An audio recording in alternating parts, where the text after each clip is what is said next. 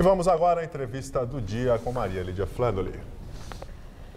Mais uma vitória na luta pela igualdade de direitos trabalhistas. Dessa vez, a Comissão de Constituição e Justiça do Senado aprova a proposta de emenda constitucional que garante aos empregados domésticos os mesmos direitos dos demais trabalhadores brasileiros. Para saber detalhes dessa mudança, agora vamos conversar com a advogada Sônia Mascaro do Nascimento, que é especialista em direito do trabalho. Doutora Sônia, muito obrigada por estar conosco. Obrigada. Essa emenda foi aprovada por unanimidade na Comissão de Constituição e Justiça, vai ter 2 votações em plenário, mas eu não tenho a menor dúvida que o nosso telespectador quer saber, afinal de contas, com isso, o que é que muda na legislação do empregado doméstico. Como é que ficam os direitos, uma vez aprovado tudo, os direitos do trabalhador doméstico? Maria Lídia, aprovada essa PEC, né, os trabalhadores domésticos terão os mesmos direitos de qualquer outro tipo de empregado. Então, haverá uma equiparação quanto a esses direitos, o que não existe hoje pela nossa legislação, onde os domésticos têm um pouco menos de direitos, né? Isso será equiparado. Então, jornada de trabalho, por exemplo, a limitação 8 horas? De 8 horas por dia, 44 horas por semana, isso deverá ser respeitado, né? A questão do fundo de garantia, a questão dos 40% do fundo de garantia é uma questão também a ser observada, ser discutida. Demissão sem justa causa, 40%. Mas isso é uma questão a ser discutida também, porque isso também está na relação dos direitos da doméstica, mas que depende de regulamentação. E outros direitos mais, estabilidade da gestante, coisa que não existia antes, né? Uma série de outros direitos serão acrescentados caso essa PEC seja aprovada. E o que... PIS também vai ter pagamento? Seguro-desemprego, salário maternidade, direito a auxílio creches, coisas que a doméstica não tinha antes, né? Então, haverá realmente uma ampliação considerável dos direitos. Você falou em regulamentação desses novos direitos, todos esses novos precisam ser regulamentados ou algum deles já começam a valer uma vez aprovada e sancionada a lei? Não, tem direitos que já começam a valer de imediato, outros vão depender ainda de alguma regulamentação, né? Por exemplo, o direito à hora extra, né? A jornada de trabalho começa a valer desde já. Então, desde que aprovada a PEC, né? Então, a jornada, a limitação de 8 horas por dia, com o repouso já existia, semanal remunerado, mas o repouso para alimentação, a jornada de 44 horas por semana, isso já começa a valer. Ultrapassado esse limite de 8 horas por dia e trabalhado mais do que 8 horas por dia, o direito adicional de horas extras com 50% a mais sobre o salário já começa. Adicional para trabalho noturno também? Adicional noturno é um direito, mas vai depender de regulamentação, porque nós não tem na legislação da doméstica ainda o adicional. Como a CLT não se aplica à empregada doméstica, então nós não podemos aí estender a ela o adicional que está na CLT.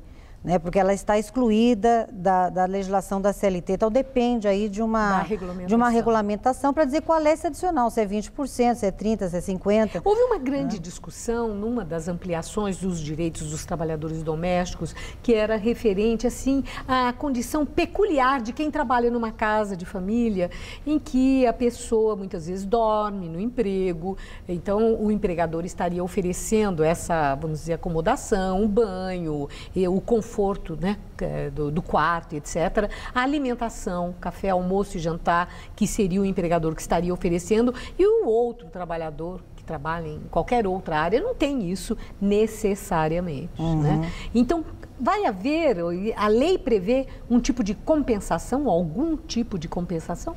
Desde que essas utilidades sejam fornecidas como meio de trabalho, né? Então não há qualquer tipo de reflexo nesse sentido, né? Quer dizer, não há compensação se é meio de trabalho. Desde que seja meio de trabalho, uma forma de facilitar o trabalho, né? E não como uma forma de remuneração ou de pagamento pelo trabalho, né? Então são coisas que nós temos que ver nos casos concretos. Agora, aí nós temos outras situações que podem ser dadas, e às vezes paga a escola de filhos. Então, tem empregadores domésticos que dão outros benefícios, né? Quer dizer, pode haver outras compensações, né? Que não só a moradia, né? Certo. Agora, quem é o empregado doméstico? Né? Dentro dessa categoria, quem são os empregados domésticos? O empregado doméstico é todo aquele que trabalha para a residência, eu digo, não na residência, mas para a residência. Então, não é somente aquele que vai lavar, passar e cozinhar. Um trabalho regular. É um trabalho regular, habitual, né? O que difere da diarista. Né? Aí que está a diferença entre o empregado... Ela não é empregado doméstico? A diarista, não. Ela é o quê? A diarista é um trabalho eventual. Prestadora de serviço? É um trabalho eventual, na verdade. É um tipo de prestação de serviço eventual. Mesmo que ela seja regular? Vá 2 vezes por semana ou vá toda semana? 2 vezes por semana, toda semana, 2 vezes por semana. Então, é um trabalho eventual, não é continuado.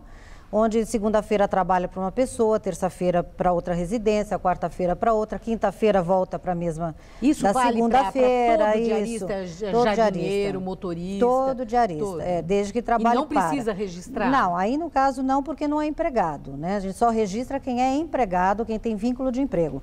O diarista não é empregado, portanto não tem qualquer direitos de empregado. Mas, para tanto, precisa prestar serviço 2 vezes por semana apenas, né? Toda semana, 2 vezes por semana, até esse limite, nós podemos dizer que há um vínculo de prestador de serviços como diarista. Bom, há uma previsão de que isso vai, de fato, trazer, tornar o empregado doméstico um custo mais alto para o empregador. Na sua experiência, quando a lei favorece nesse sentido o trabalhador, o que significa um aumento de custo para o empregador, o desemprego é previsível ou existe uma acomodação que não reflete tanto assim? Inicialmente sempre existe um reflexo, um tumulto, um reflexo um pouco pior.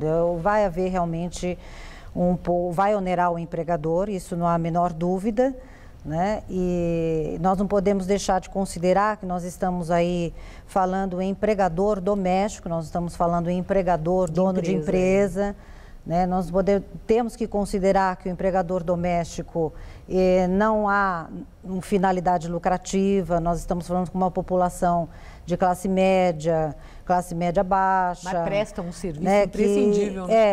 Que também vivem de salário, então não podemos esquecer esse outro lado, né, também. Então, claro que haverá aí um momento difícil de adaptação, porém necessário, justo, porque a trabalhadora doméstica também necessita desses direitos e também temos que considerar esse outro lado. Né? E reflexos existirão, né? Eu acho que informalidade, muita gente pode ir já existe. A informalidade já existe. Aumenta?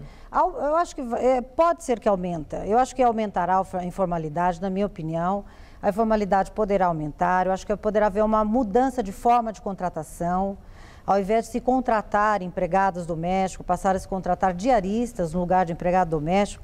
Então, substituir-se uma empregada mensalista por 3 diaristas, 4 diaristas, né, para se estabelecer uma outra relação. Enfim, eu acho que haverão muitas mudanças aí, tanto da forma de contratação, quanto até da questão de diminuição de salário, uma revisão desse patamar médio salarial do empregado doméstico, mas mudanças existirão com certeza. Bom, nós vamos aguardar. Vamos Ver, aguardar. né, qual vai ser esse tipo de ajuste. Isso. Eu agradeço muito os seus esclarecimentos. Obrigada, Maria Lídia. Boa noite. Gabriel.